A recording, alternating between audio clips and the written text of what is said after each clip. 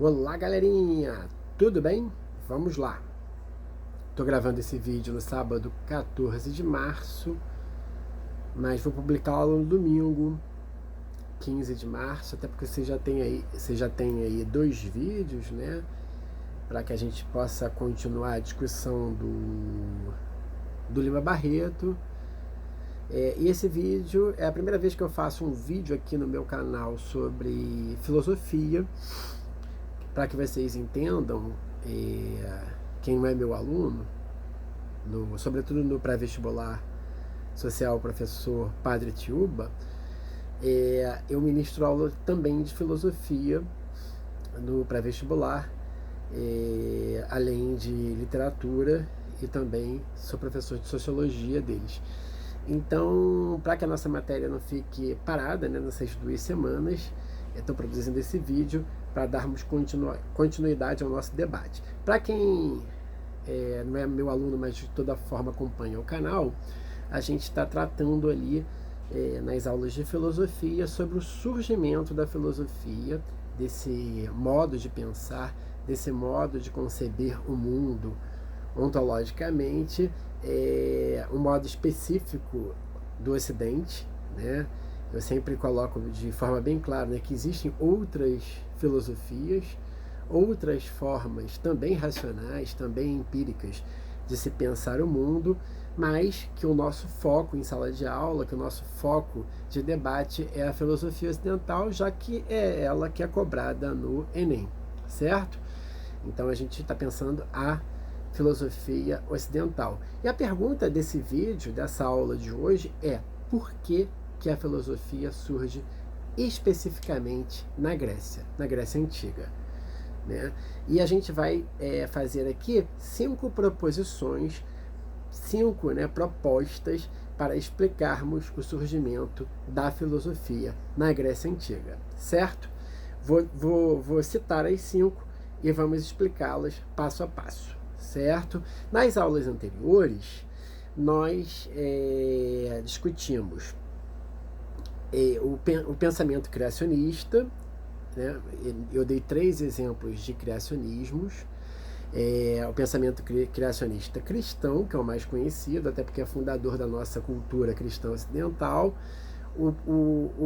Eu dei uma explicação do criacionismo ameríndio, o criacionismo dos tupinambás específicos do Brasil, e dei um exemplo também da criação do mundo na tradição Nagu dos africanos, para mostrar que uma das formas de se explicar o mundo e o homem e o surgimento do mundo são os sistemas criacionistas de explicação, né? Que sempre pensam em seres sobrenaturais que criam o universo no qual nós vivemos, nós humanos vivemos, certo? E também trabalhamos com as explicações científicas, basicamente uma delas que é o surgimento do mundo através do Big Bang. Explicamos também a formação da Terra, como que a ciência concebe, né, segundo o evolucionismo. Discutimos as diferenças entre tempos geológicos, tempos biológicos e concepções de tempo diversas, humanas, certo? E discutimos também o emergir desse animalzinho estranho, né, o Homo sapiens, sobre o planeta. E o que faz, né, o que nos faz Homo sapiens diferente, né, enquanto nós Homo sapiens animais, enquanto diferente dos demais animais, né? E discutimos essa capacidade, esse estalar, né, de uma ideia de consciência e de um animal que consegue se pensar e se refletir no universo, né? E que um animal que consegue dar explicações ontológicas para a sua existência. E essas explicações formam fenômenos culturais, né, que nos diferenciam de outros animais. Então a gente discutiu essa ideia de o que nos faz sapiens, o que nos faz seres humanos e o que nos diferencia de outros animais, né? E toda a trajetória que levou, né, a evolução até nos trazer, né, até trazer aí esse animal que é vaidoso, né, que se chama de Sapiens Sapiens, que é a última Coca-Cola do deserto, a última criação de Deus no sistema criacionista, né? Então, esse animal que é diferente. E, na verdade, a filosofia ela só pode surgir, né, por esse animalzinho aí, né? É aquilo que a gente sempre fala, né? Nós, né, sapiens, nós temos preocupações de qualquer outra espécie, né, de qualquer outro animal. A gente precisa primeiro comer, né? A gente precisa saciar o nosso corpo biológico, mas em um determinado momento, como a gente percebe na história, na trajetória na recente trajetória do Homo sapiens no planeta, né, ele precisa a mais, né, do que somente manter as suas necessidades biológicas, né? Resolvidas aí as questões da fome, da segurança, né, você precisa criar narrativas que forneçam uma certa segurança ontológica do homem nesse mundo, né? Ele tem que se explicar, ele tem que entender a sua origem, ele tem que entender o que ele está fazendo por aqui, né? Se a vida tem um sentido ou não, enfim, tá?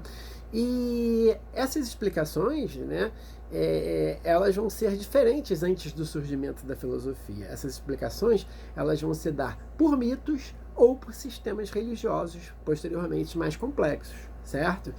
E começam a surgir, né, há diferentes explicações míticas, né, para a criação do mundo, para a existência das coisas, para a existência dos fenômenos da natureza, né? E normalmente, né, essas explicações se fazem por mitos, né? E de uma certa maneira na Grécia Antiga, mais ou menos ali nos séculos 4, entre os séculos 5 e 4 a.C., os gregos começaram a explicar isso de uma maneira diferente, né? Não aceitarem mais os pensamentos míticos. Então, eu vou propor aqui as 5 questões que vão tentar aí solucionar a nossa pergunta da aula de hoje, do vídeo de hoje. Por que a filosofia surge na Grécia e não em outro lugar do mundo antigo? Então, a primeira proposição que eu vou fazer: a ausência de um sistema religioso rígido na Grécia que impossibilitasse as pessoas de pensar, buscar outras explicações e de entender, né, o seu universo, a sua ontologia de uma maneira diferente, né? Então eles foram para além da explicação mítica, eles se permitiram ir para além das explicações dos sistemas religiosos, né? Você não tinha uma autoridade. Lembra que eu expliquei para vocês, né, a diferença entre mito e religião? Na religião, normalmente, você tem uma autoridade religiosa, que normalmente nos povos na antiguidade, né, essas autoridades religiosas são autoridades políticas também.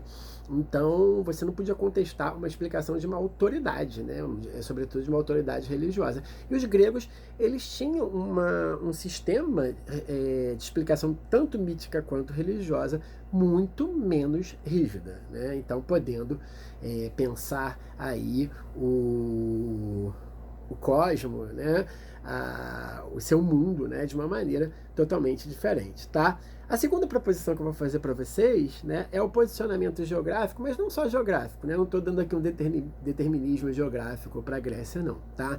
Mas, de qualquer forma, a geografia da Grécia favorece muitas coisas, né?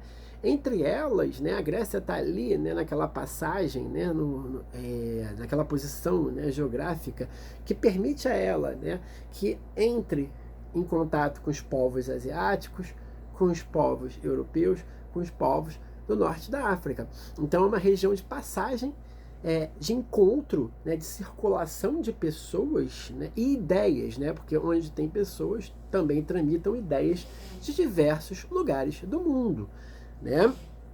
Isso gerou para as cidades, estados, né, gregas uma riqueza econômica, né, e também essa afluência de pessoas aí de diversas partes do mundo. Então, uma riqueza também de encontros, né, de narrativas diferentes, povos diferentes, linguagens diferentes, culturas diferentes e explicações de mundo completamente diferentes, né? E essa riqueza, ela possibilita o quê? Né? a questão, né, do relativismo, né, que é fundamental para o pensamento racional, né? Então os gregos eles começam a pensar assim, poxa, lá no Egito eles explicam a existência do Sol de uma maneira diferente da gente, que nós aqui atribuímos ao deus Hélio, ao deus Apolo. Lá no Egito eles, quando eles passam por aqui, quando eles fazem comércio conosco, né, eles explicam a existência do Sol segundo um outro Deus, segundo uma outra lógica, né? As pessoas que vêm lá, que vêm da Índia, do Oriente, né, do Extremo Oriente, né, da China, né, eles explicam o mundo de uma maneira diferente. O europeu mais ao norte, ele vai explicar o mundo de uma maneira diferente, né? Então, será que a gente não está produzindo somente narrativas, né? O que a gente poderia produzir de uma maneira diferente, né? De uma maneira mais empírica, mais baseada na razão, de uma forma mais racional, sem depender de narrativas mitológicas ou religiosas. Então esse pensamento para o grego, né, era uma coisa muito comum, porque ele tinha acesso à diferença, né? Às diferenças. Ele tinha acesso a diversas explicações, né? Então esse posicionamento geográfico favorece isso também. Certo? Bom, uma terceira questão, que é uma questão muito polêmica, né? Quando eu a coloco, eu vou tentar colocá-la de uma maneira mais singela, né? Mas de toda forma, tendo uma racionalidade histórica, né?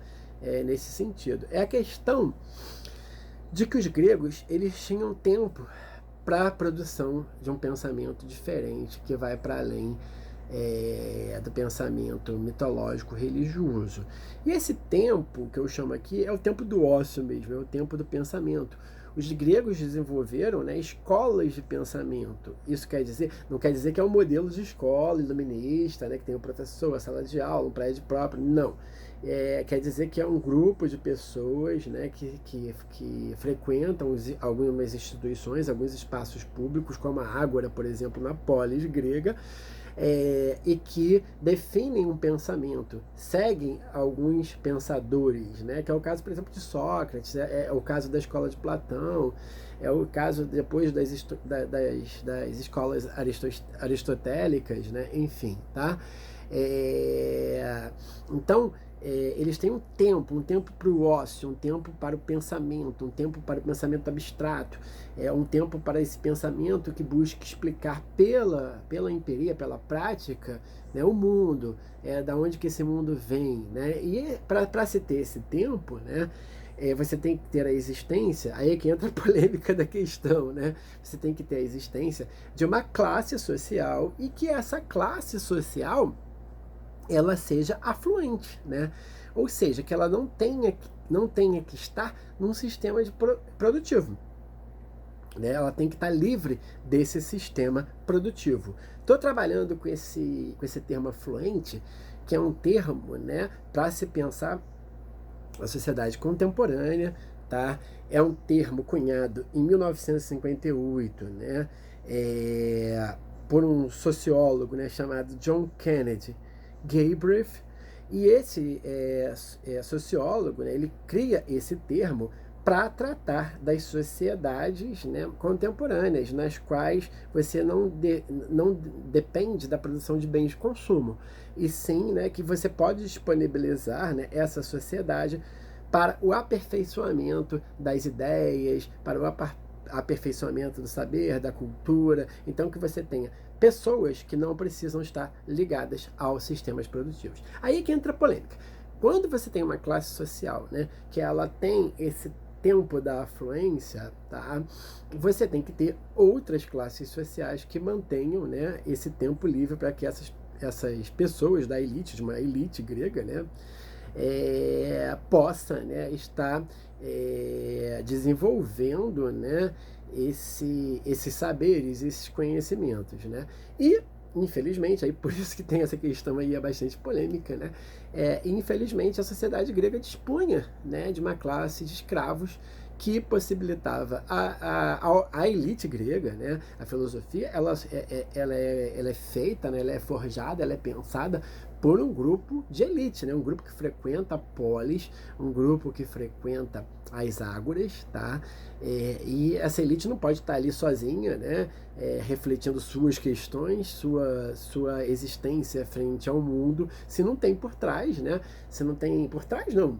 Ali, né, em consonância com a sociedade, né, uma classe social explorada, e essa classe social explorada eram os escravos na Grécia Antiga. Tá? Não vou aqui discutir escravidão na Grécia Antiga, que é bastante diferente da escravidão moderna, mas, de toda forma, a gente tem que pensar que essa sociedade ela possibilita essa classe, essa elite, né, dominante, a ter esse tempo livre, ocioso, para produzir essa afluência, tá? Para produzir esses conhecimentos, certo? Então a gente não pode, seria até ahistórico, né? Seria anacrônico a gente achar que tinha um monte de gente lá pensando, e que não fazia nada, ficava pensando e não dá uma explicação de fato material às questões históricas, correto? Bom, então esse terceiro aí fator é um tempo, né, livre para a produção de um pensamento lógico, racional, filosófico, tá? E que essas pessoas, e deixar bem claro desde o início que a filosofia é desenvolvida por essa elite grega, né, que frequenta a polis. Bom, já que chegamos a polis, né, estou falando aqui da polis, a cidade grega, né, cidades gregas, esse mundo aí urbano, a quarta questão que eu vou trazer para vocês, né, é justamente a polis, a existência da cidade, das cidades gregas, dessas cidades-estado.